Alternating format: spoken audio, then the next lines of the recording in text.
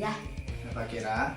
ajarin bahasa Inggris dong, yang past tense. Oh, yang past tense. Sini. Simple past tense. Jadi, simple past tense ini digunakan untuk menyatakan kejadian atau hal yang telah terjadi di masa lalu.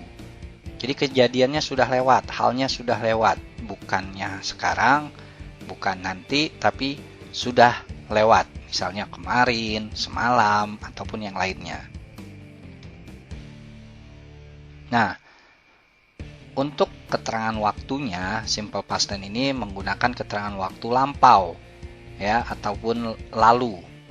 Contohnya last night, kemarin malam atau semalam, last week, minggu lalu, last month, bulan lalu, yesterday, kemarin, ataupun 2 days ago, 2 hari yang lalu, 2 months ago, 2 bulan yang lalu, atau juga bisa just now, baru saja, itu bisa. Intinya adalah keterangan waktunya menyatakan sudah lewat. Nah, ini pola kalimatnya. Yang pertama yaitu adalah pola kalimat yang menggunakan kata kerja. Nah, yang sekarang adalah pola kalimat positifnya. Subjek diikuti kata kerja kedua, lalu diikuti objek. Nah, setelah objek nanti bisa kita masukkan kata keterangan waktunya yang tadi. Contoh, I ate pizza. Saya memakan pizza. Ate adalah bentuk kedua dari kata eat. Nah, itu di belakang pizza sebagai objek bisa kita tambahkan keterangan waktu. Misalnya, I ate pizza last night. Saya makan pizza semalam. Atau contoh lain misalnya he ate pizza last month. Dia makan pizza bulan yang lalu. Ya mungkin pizzanya yang mahal ya, tidak bisa selalu beli setiap saat. Nah, berikutnya yaitu adalah pola kalimat negatifnya, masih menggunakan kata kerja. Yaitu pola kalimatnya subjek diikuti kata did, lalu not atau disingkat menjadi didn't. Did not disingkat menjadi didn't, lalu diikuti kata kerja pertama, lalu objek. Nah, setelah objek bisa kita tambahkan keterangan waktu lampaunya. Di sini yang perlu diperhatikan adalah kata kerjanya bentuk pertama, bukan kedua. Ya, pertama, bukan kedua. Kata kerja pertama, bukan kedua. Contoh, you did not eat pizza last night. Kamu tidak makan pizza semalam. Kata kerjanya eat, bentuk pertama, bukan kedua. Lalu contoh lainnya misalnya, she did not eat pizza last month. Dia tidak makan pizza bulan lalu. Oke, jadi ingat, kata kerjanya bentuk pertama ya. Berikutnya, pola kalimat pertanyaan, interrogative. Pola kalimatnya, did, diikuti subjek, diikuti kata kerja pertama, diikuti objek. Kalau memang mau ditambahkan keterangan waktu setelah objek bisa keterangan waktu. Lalu jangan lupa diakhiri dengan tanda tanya. Karena apa? Kalimat pertanyaan. Sekali lagi perhatikan, kata kerjanya adalah bentuk pertama ya, bukan bentuk kedua. Contoh, did they eat pizza last night?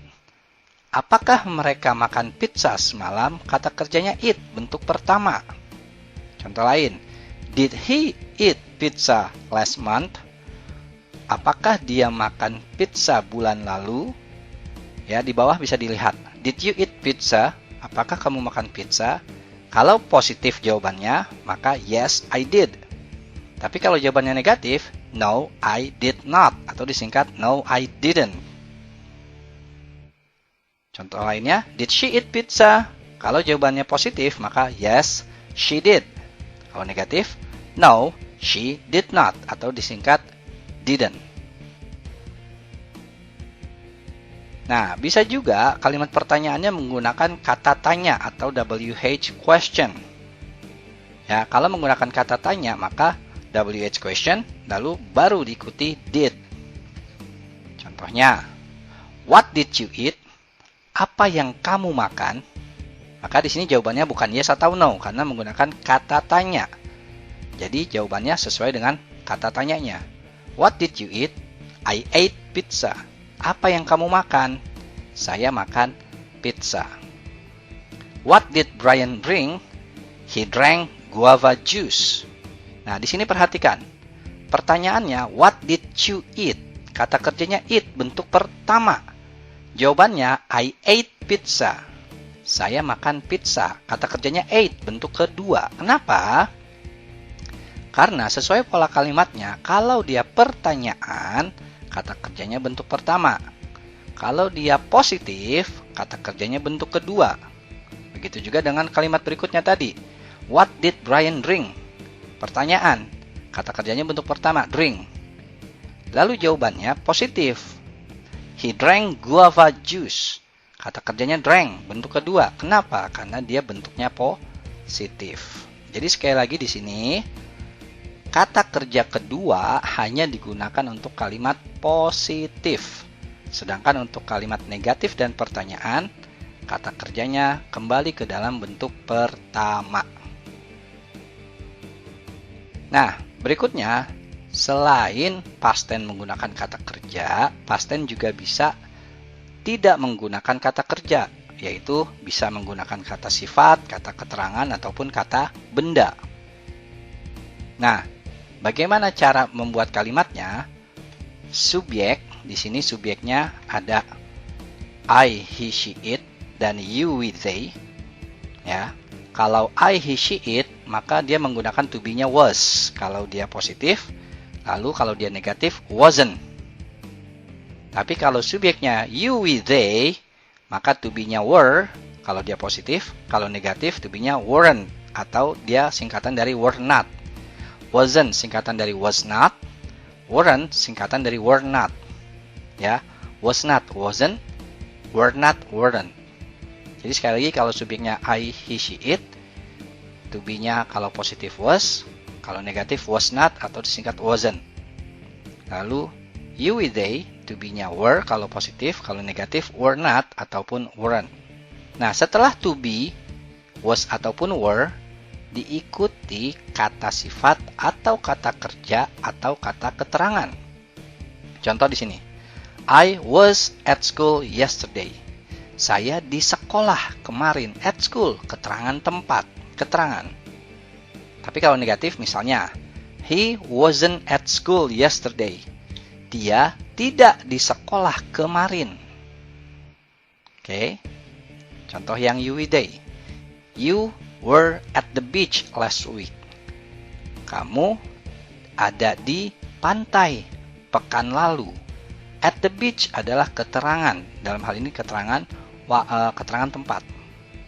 Kalau negatif, misalnya, they weren't at the beach last week. Mereka tidak berada di pantai pekan lalu. Lalu, untuk bentuk pertanyaannya, seperti tadi, kalau I, he, she, it menggunakan was, you, we, they menggunakan were. Tapi karena dia pertanyaan, maka harus dimulai dari to be. Bukan dari subjek, tapi dimulai dari to be. Was, lalu diikuti I, he, she, it, lalu diikuti kata keterangan atau kata sifat ataupun kata benda. Contoh di sini. Was she hungry? Apakah dia lapar? Hungry di sini adalah kata sifat. Dan jangan lupa karena pertanyaan diakhiri tanda tanya. Apakah dia lapar? Maka jawabannya, kalau positif, yes, she was hungry. Atau singkatnya, yes, she was. Itu juga boleh.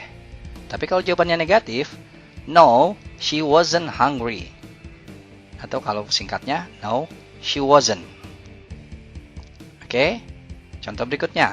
Kalau subjeknya you, we, they, maka dimulai dari to be. To be-nya adalah were.